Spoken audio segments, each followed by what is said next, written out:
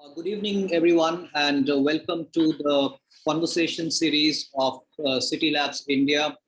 As some of you already might know, that this is a series where we pick up on or we get together with an important academic and researcher, and we try and discuss questions of urban history, questions of cities, questions of architecture, and in the process, hopefully make their work more accessible to the general audience.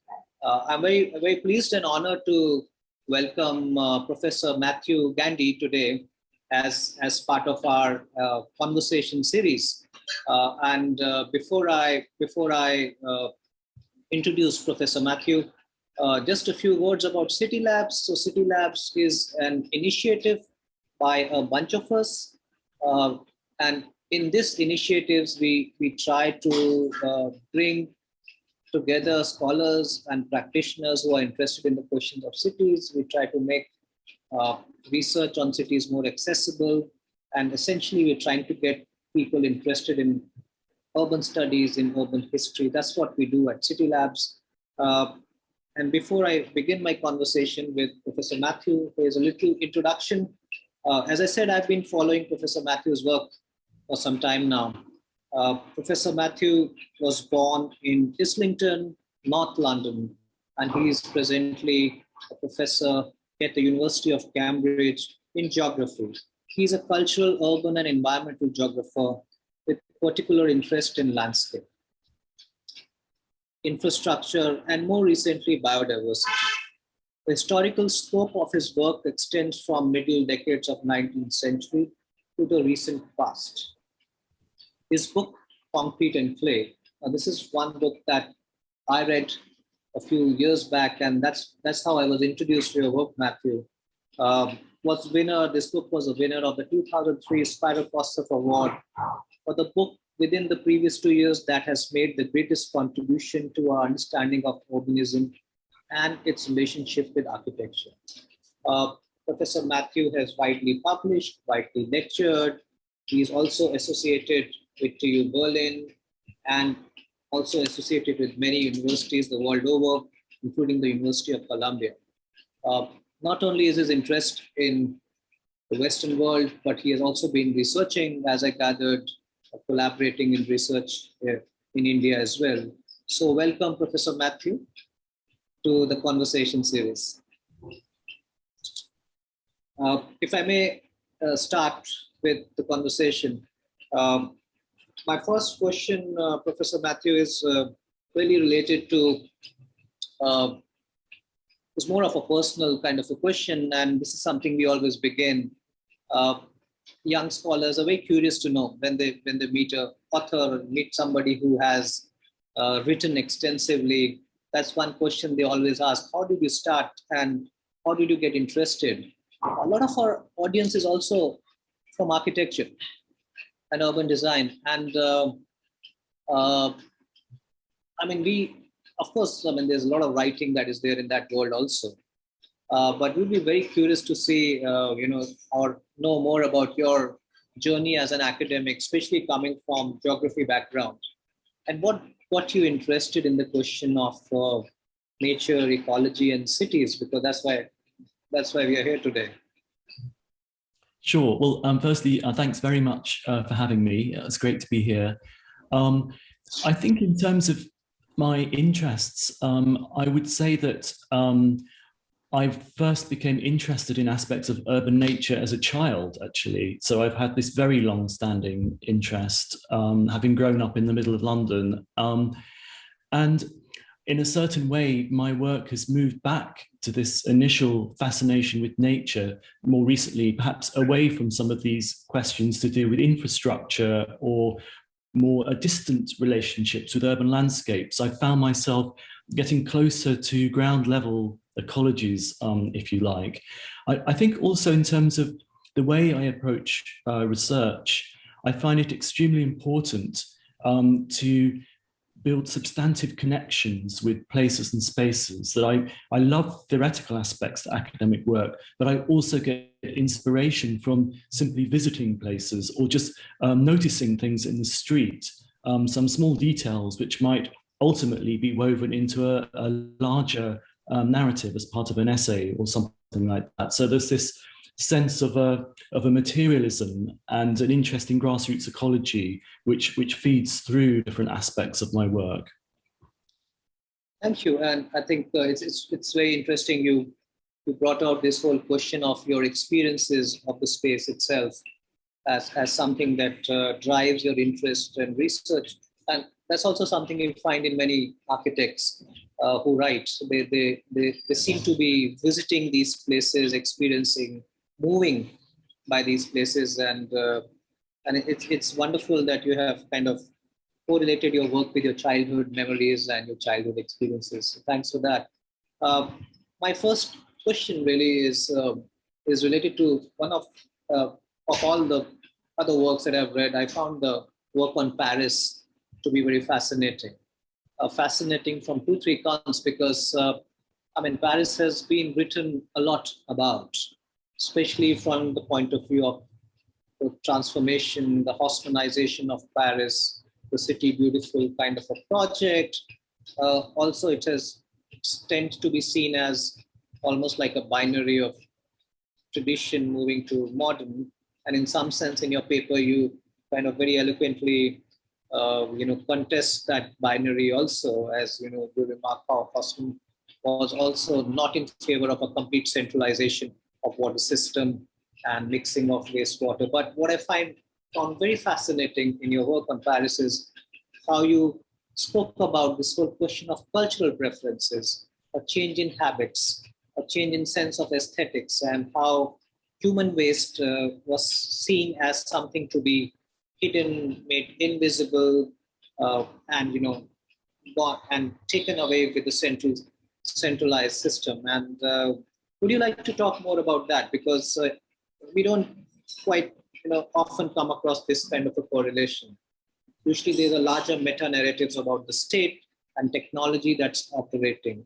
I was very fascinated when you spoke about the preference of smell.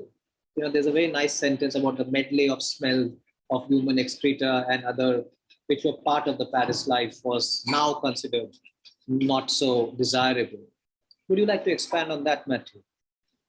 Sure. A very important influence in terms of my thinking about 19th century Paris is the French historian Alain Corbin and his book, The Foul and the Fragrant.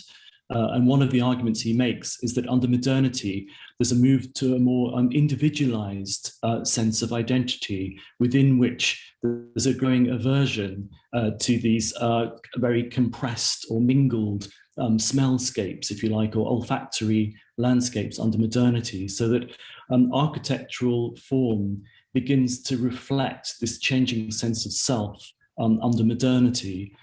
The other thing perhaps to mention about this particular example of the 19th century Paris and the Haussmann era is that in some of the literature, it's misleadingly argued that this was a simple transition to modernity, but it wasn't. That Haussmann and his engineers had their own conceptualization of the organic city. So, for example, these magnificent new sewer systems were not intended for human waste. For rainwater, that they had particular ideas about linking the city to agricultural regions nearby. So in some ways, what we see with Haussmann era Paris is a kind of transitional model before we move towards the modern discourses of technology and pollution control. The other thing to quickly add, actually, with respect to Paris, and there's a link to India here, is that when I was doing research on urban infrastructure in Mumbai, I had an interview with a senior engineer, and I was intrigued to notice that he had this beautiful map of the Paris sewer system sort of prominently displayed. And it really made me reflect on what is the technological engineering imaginary that engineers might be thinking about in relation to the organization of the modern city. And this made it, for me at least, an interesting connection with some of the earlier work that I was doing. It's very interesting that you bring in the question of Indian cities to this discussion, because I also remember reading about Ahmedabad and how when wastewater system was introduced in Ahmedabad, there was a resistance from the local population. And the resistance from the local population, and Kenneth Gellion in his book on Ahmedabad talks about it. So this is again around, I think, 1850s or 1860s, and the resistance is on the grounds of contamination of the aquifers from which they draw their water. Yeah, so there's this very interesting kind of parallels that one might begin to draw. So that's quite interesting. You know, linked with this question of, and I'm also picking up again from your article on the sewers in Paris, is you also mentioned how while the new infrastructure is being laid, there is a kind of a landscape that emerges on the periphery of Paris. You know, this whole idea of nature, and you use the paintings of Seurat to explain that imagination of nature. And this is one theme that it's a complex theme for students to understand, and we keep talking about it, how the idea of nature is actually a construct. Would you like to expand on that whole idea of the construct of nature? Because that's what we deal with as architects or urban designers day in and day out. Yes, I mean, I've sometimes worked with this notion of metropolitan cultures of nature in relation to modernity and urbanization, and the idea of a self-conscious refashioning of nature in the form of parks as well as infrastructure. And of course, landscape design and infrastructure are much more closely related than many people appreciate. Often the same people or the same phases of urban history involved in these transformations. And one of the things that intrigues me more recently is the sense of alternative conceptualizations of metropolitan cultures of nature, and in particular, more recently, an emphasis on aspects of what you could call non-design, and bringing in a wilder elements of nature within the city as part of urban biodiversity discourse, but also I think a shifting register in terms of aesthetic discourse. So I'm currently in Berlin, and there's a park near me called Park am Gleisdreieck, which is very interesting because it retains some of these wild marginal landscapes along abandoned railway infrastructure, for example, as part of an intricately designed urban landscape. And I think that reflects a set of shifts in what we understand metropolitan cultures of nature to be, and also I think a move away from some of these municipal landscapes of the past. If we think of the classic 19th century Victorian park, it was highly labor intensive. And in the contemporary context, designers, urban policymakers and so on are in fact looking for ways to make the management of space simpler or cheaper. So there's a strange intersection, if you like, between the neoliberal city, or the city moving through fiscal crisis, and at the same time these new aesthetics of a wilder nature, more infrequent mowing regimes, and other ways of conceptualizing nature which have come together in an interesting way. Yeah, and I think the big question to ask then is that when we do have, because there's a lot of debates on the question of the wilderness in the city, and I think the whole question would really be then, how do we conceive the idea of wilderness? Is it seen as something that is a binary opposite to the synthetic world that we create in the city, or is it seen as something that shows a more heightened understanding of ecological systems? So I think the move from park to wilderness is also a shift, and perhaps it is a shift post climate change, where wilderness is seen to at least embody with itself larger systemic relationship, which are more in sync with the idyllic nature, perhaps. But it's a fascinating kind of a subject. I would also pick on some of the terms that you used in, I think, some other papers on this whole idea of the a pastoral, this idea of the urban being fascinated at times with the pastoral. I was also trying to correlate it with the Indian example, and if you might be aware that the urbanization in India, we have experienced a lot of cities expanding, but some of the villages remain a village, even in terms of legal term. We call them urban village, and Ahmedabad is a very good example of that. We find cows in these villages quite often. And of course, if there are cows in the village, they even legally, they might not be allowed to go on the street, but they do roam around in the street. One can look at this whole question of the pastoral and the cows from various perspectives. But I was also trying to explore it from the perspective of, in some sense, the idea of a denial of the city. The city representing the universal, and these communities, and many of these communities are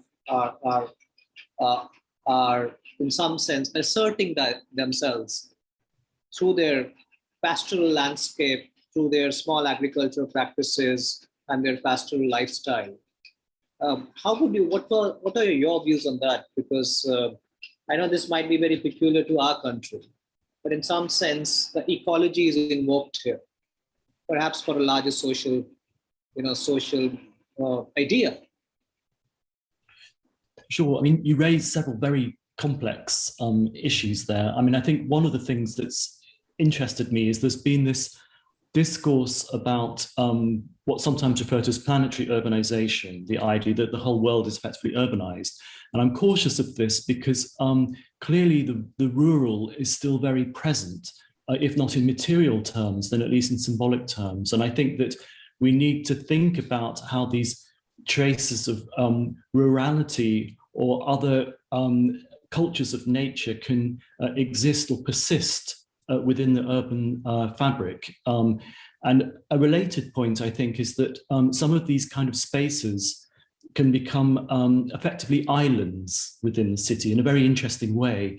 And another example that's interested me is cemeteries and sacred spaces within the city, and particularly when urban development pressures become almost overwhelming. These are sometimes some of the last vestiges of these alternative cultures of nature. So in Chennai, in southern India, I was fascinated to visit the Theosophical Society's garden, tucked right in the middle of the city, this kind of tranquil but elite oasis. This is not a vernacular space of nature by any means. But there are other examples where some of these marginal spaces do become grassroots or vernacular spaces of nature. So the Sheffield-based botanist Oliver Gilbert wrote about urban commons in the 1980s as a botanist, but linking with social questions and thinking about access to nature within the city. So I think you're raising a whole set of very interesting and complex questions. The other thing I'd very just quickly add is to do more broadly with shifting discourses of urban ecology, and that the dominant paradigm is really this systems-based urban ecology in most planning and architecture schools and landscape design schools. And I think there's been an attempt to extend this paradigm to bring in marginal or spontaneous spaces of nature under this technical umbrella of ecological services. And this, I think, lies in tension with some of the more curiosity-driven interventions from artists and scientists who are really directly interested in questions of unusual aesthetics or unusual socio-ecological assemblages, and are less motivated by this more generic utilitarian ethos towards urban nature. So I think at the moment we're in a very interesting transitional situation in terms of these different discourses of urban nature.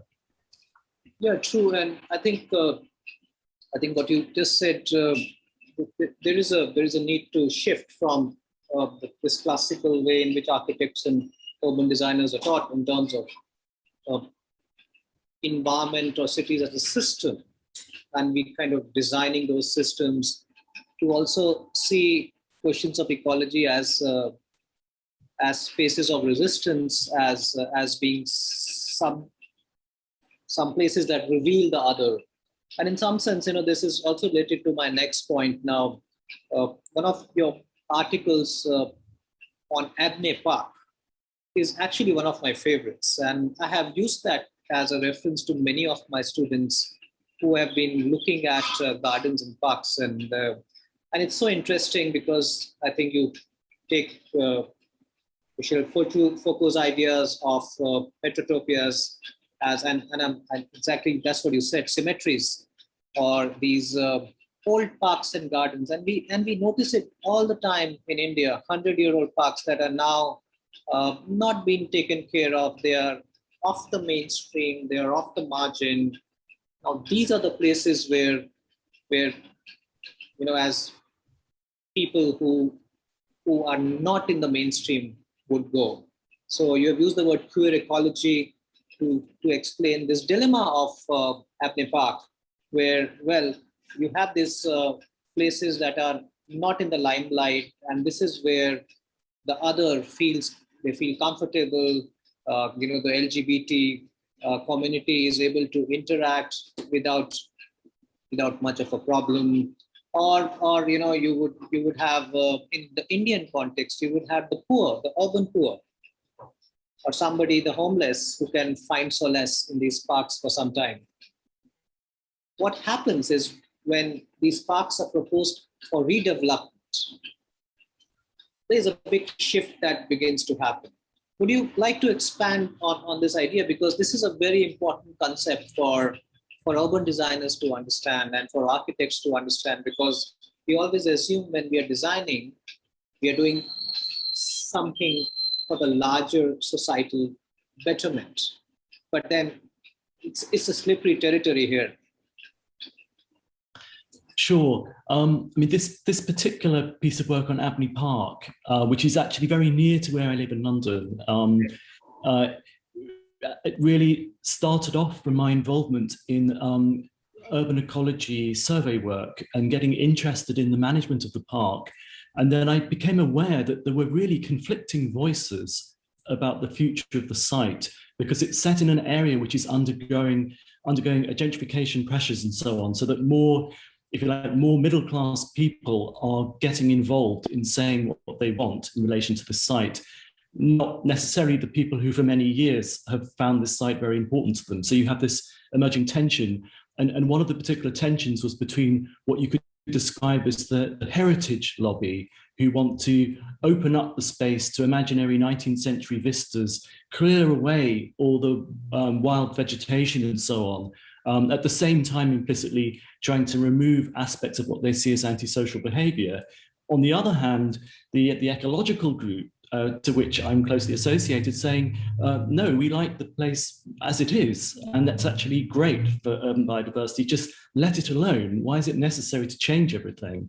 And of course, there are many groups of people, not just sexual minorities, but also, for example, drinkers, people who have alcohol problems, who sit and drink, and they're not causing any problem, but suddenly they're a focus of attention, that they shouldn't be allowed to be there.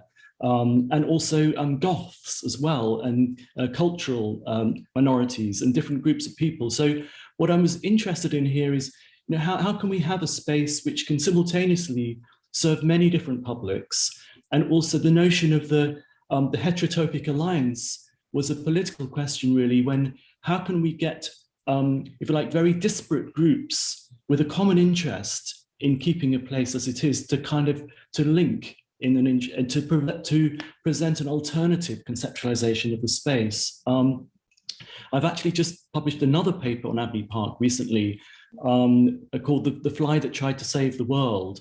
And this is an extension of some of these arguments towards the role of non-human nature within urban politics. In this case, if a very rare invertebrate is discovered, what are the implications of this in terms of protecting the site? And one of the curiosities from that more recent work is the notion that the regulatory agencies have no idea what to do with ecological data at all. So that there are these kind of regulatory voids, if you like, so that grassroots ecology becomes the main source of knowledge and understanding of some of these sites. And that also interests me. Yeah, fascinating. And I think, this is one paper where I can also see that tension in the way you write and the way you describe the different interest groups. So if you were to do this, this would happen, but if you were to do this, that would happen. So I think it's very well articulated. And you're right, there is this kind of a big void or a vacuum in terms of the conception of such spaces by the state. So the state just sees it as usually as a property, as a park. And there is no way of, I think even here, there's no way for the municipalities to register these nuanced ideas, and nuanced social ideas, but also ecological ideas. And you're right. I mean, where would the gambler, the madman, and the drinker go? That's a very interesting proposition.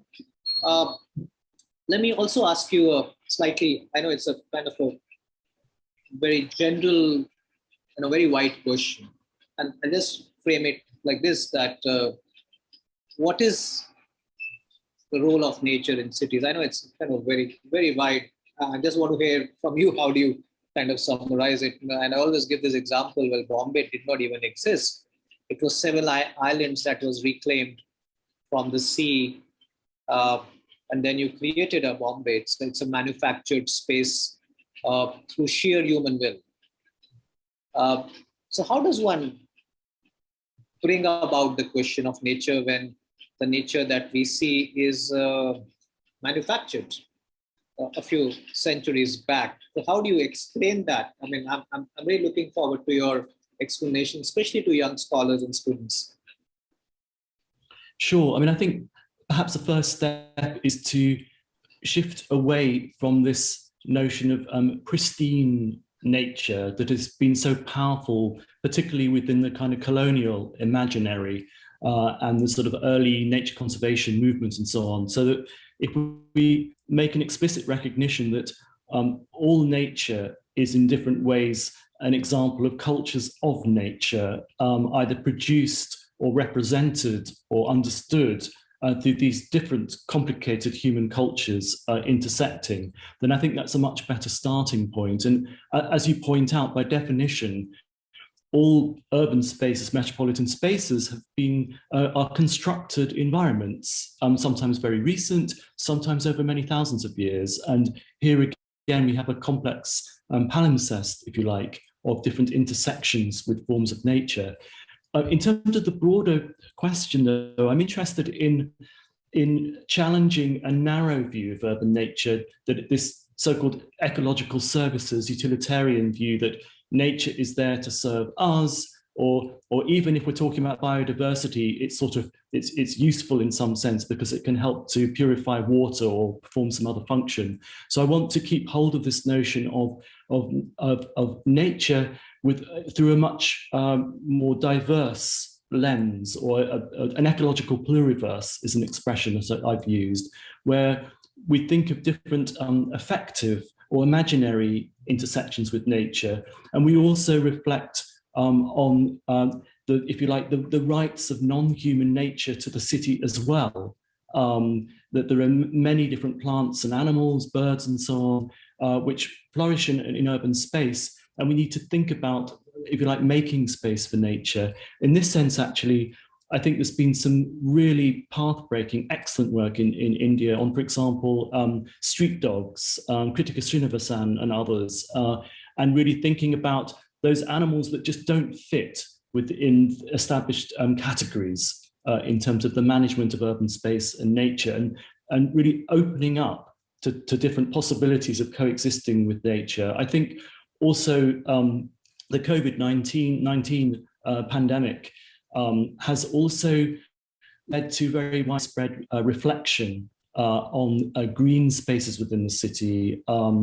Under a number of lockdowns in European cities, there's been a sudden interest in birdsong and the urban sensorium and different ways of conceptualizing space. So I guess in answer to your question, I think that I'd want to open up our understanding of what urban nature is and what it can be, and dispense with some of these static or anachronistic categories that are sometimes associated with environmental discourse. Thank you. I think this really clarifies a lot. And yeah, I mean, rather than bind ourselves to this narrow view of nature and culture or nature in cities, it's very worthwhile to expand the very notion of uh, the idea of nature, nature as a cultural construct. I wish I can attend your lectures in the University of Cambridge. I mean, I feel like a student. Wonderful. I come to the last question here, Matthew, and in some sense, it emerges from my own work while I was looking at colonial cities. Uh, and also some of the cities in some of the medieval cities, especially in Kathmandu Valley.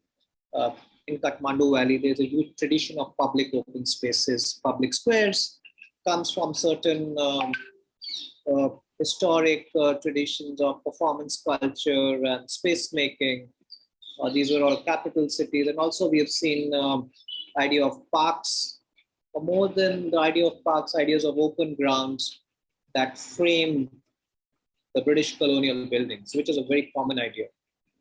And I've argued in my new publication, which is still to be out, on the history of urban form, that many of these spaces that were there to glorify uh, an architectural edifice or were limited to for the pleasure of the elite, or they were essentially symbolic places, were also the places where some of the most important freedom speeches were made.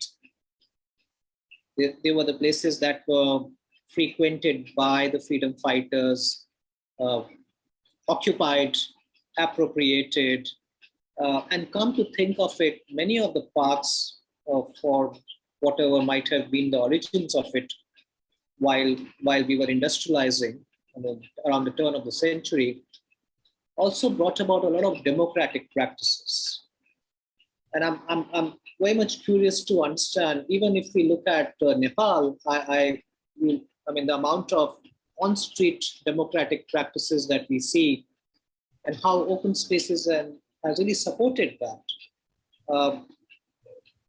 Would you like to maybe, expand on that idea, this question of parks or urban ecology and its appropriation leading to multiple different trajectories? Sure. I mean, I think what is very interesting through the history of urban form is the way that in certain situations, public space, such as parks, can become an active part of the public sphere in terms of cultural and political deliberation. And there are a number of examples we can point to. So at Central Park in New York in the late 60s, a focal point for anti-Vietnam War protests, for example. More recently, Gezi Park in Turkey has been in Istanbul, being a focus of opposition to authoritarian government, as well as the protection of green spaces and urban biodiversity and so on, so that these spaces can perform a very particular role, I think, in a sort of socio-spatial dynamic. Yeah, and also I guess I find also this to be a much more peculiar character in the Indian context. The ability of groups, marginal groups at times, or also ability of other pressure groups to appropriate spaces is something that comes very naturally. And there again, it somehow links back to that whole idea of non-designated spaces. It is these non-designated spaces, or the spaces that are slightly on the margins, that are easy to appropriate, easy to kind of assert oneself. And it does allow a lot of people to find their voices here. And in some sense, it's also resonates very well with the new redevelopment of Central Vista, that the kind of nature that you're creating, the kind of parks that you're creating, are they there for as a visual treat, or are they there which are, or are they accessible to people? Can people walk in there? Can they sit? Can they have an ice cream? Because I remember somebody wrote that right now I can go to the India Gate lawns and have an ice cream in the evening.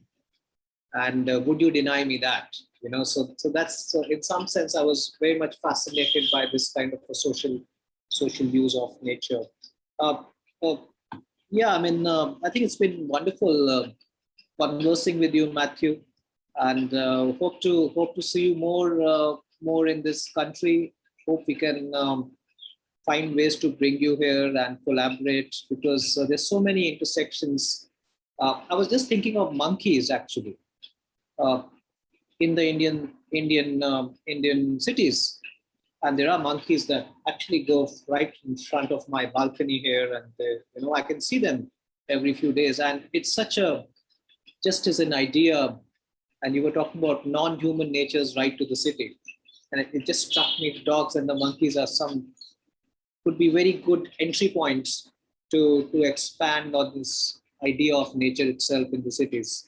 So yeah. If I could just very quickly comment on that, I ran a seminar in Chennai, and in the coffee break, I stepped outside onto the balcony, and there was a monkey holding a coffee cup, looking directly at me, slightly disconcertingly, and enjoying the coffee too. So I think that we have to think of ways of bringing, how do we make space for nature in so many different ways, I think. Yeah. I think it's fascinating, and I think there's a lot that can be done in this area. And one of the reasons we're also doing such kind of interview series is what I have seen that whenever there is a redevelopment project in the country, I find the quality of discourse is very poor. There is no kind of a theoretical or conceptual background to even mount a criticism. So usually that's one of the reasons also why criticism is simply bulldozed, because often it is usually seen as a very simplistic binary of nature versus development. I think, and that itself, I think, is a huge trap, because we know who's going to win in that debate. But thanks for bringing an extremely nuanced view and a very sophisticated view about the whole question of urban ecology. And I'm sure many of us will benefit a lot from your ideas. Thanks for joining in, Matthew. Thanks a lot. Thank you very much for having me. Thank you. Thank you. And